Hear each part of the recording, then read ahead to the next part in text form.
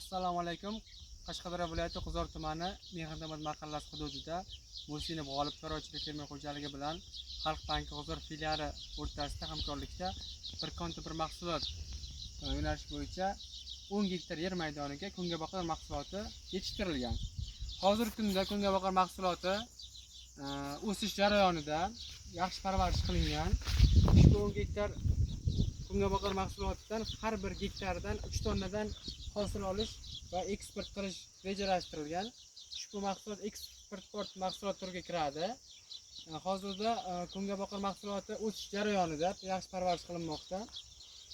Kungaboqar yetishtirilgan hudud 4 tomondan qo'shni fermer xo'jaliklarining dala yer maydonlari bilan o'ralgan. Kungaboqar holati yaxshi. Hozirda kungaboqar mahsuloti bo'yicha keyingi davrlarda eksport qilish rejalashtirilgan. Har bir tanasidan 3 tonnadan mahsulot olish yo'lga qo'yishimiz bo'yicha rejalashtirmoqdamiz.